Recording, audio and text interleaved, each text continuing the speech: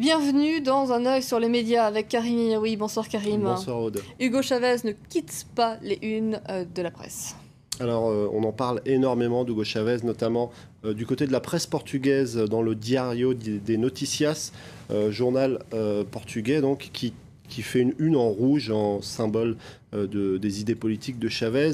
Alors, le site Arrêt sur Image s'est amusé un petit peu à compiler toutes les unes consacrées à Chavez. Pagina 12, journal argentin, écrit avec cette marée humaine, la marée rouge. On trouve ce même genre de une sur 2001, qui est un journal vénézuélien qui consacre sa première page et sa dernière page. Et lorsqu'on les ouvre, on découvre cette marée humaine. El País s'intéresse à Maduro, qui va tenter de reprendre les rênes pour essayer d'assurer l'avenir du chavisme.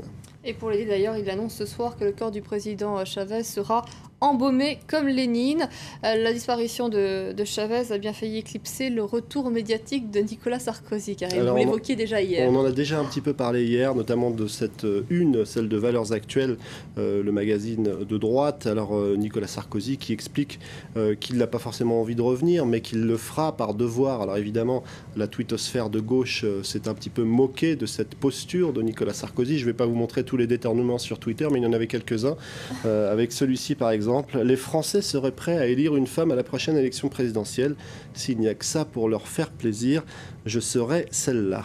C'est la journée de la femme, demain. C'est la journée de la femme. Mais cette interview à Valeurs Actuelles contient plus que la possibilité d'un éventuel retour. Alors on savait que Nicolas Sarkozy était plutôt opposé au mariage pour tous, mais la véhémence dont il fait preuve dans les pages de Valeurs Actuelles peut surprendre. Une phrase en particulier a choqué. Avec leur mariage pour tous, la PMA, la gestation pour autrui, bientôt ils vont se mettre à 4 pour avoir un enfant.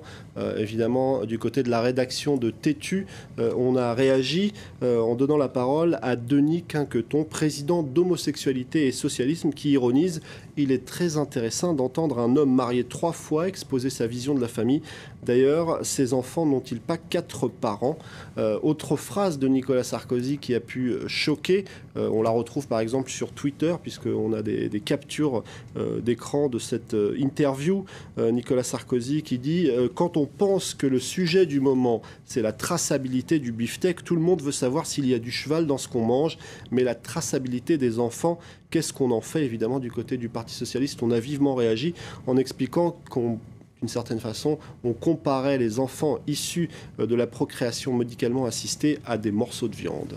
Que pensez de cette interview alors? Alors, pas mal d'analystes, de commentateurs trouvent que c'est plutôt une très mauvaise interview.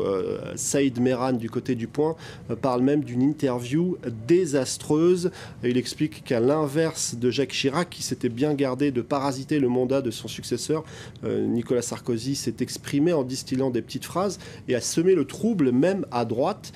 Du côté de François Fillon et des fillonistes, on n'a pas forcément apprécié cette idée de voir revenir Nicolas Sarkozy. Du côté des copéistes, on se demande pourquoi maintenant, qu'est-ce qui lui prend. Et puis à droite, globalement, on n'a pas forcément apprécié que Nicolas Sarkozy attaque la politique de François Hollande sur l'angle du Mali, parce que sans doute certains à droite considèrent qu'il faut faire bloc dans cette histoire.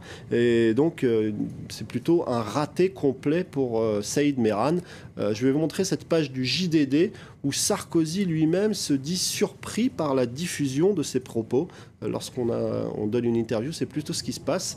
Nicolas Sarkozy et ses proches expliquent qu'on ne s'attendait pas à voir l'ancien président en une et autant de place accordée à cette interview.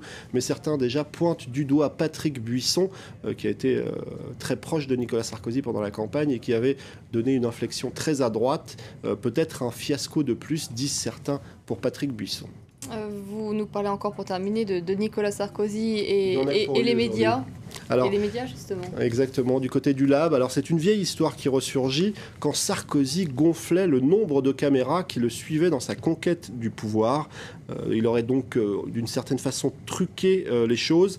En réalité, le Lab reprend ce qui est dit dans ce livre de Michèle Alliot-Marie, Au cœur de l'État, qui sort aujourd'hui.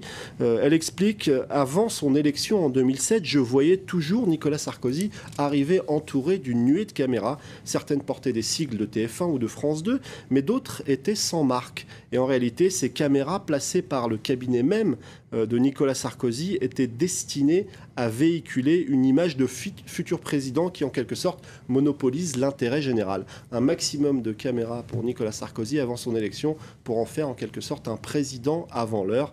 Avec ces petites déclarations, Michèle Alliot-Marie, qui a quitté le gouvernement, on se rappelle, lorsqu'elle était ministre de Nicolas Sarkozy, avec les événements en Tunisie, eh bien, elle ne va pas se faire beaucoup d'amis du côté des proches de l'ancien président.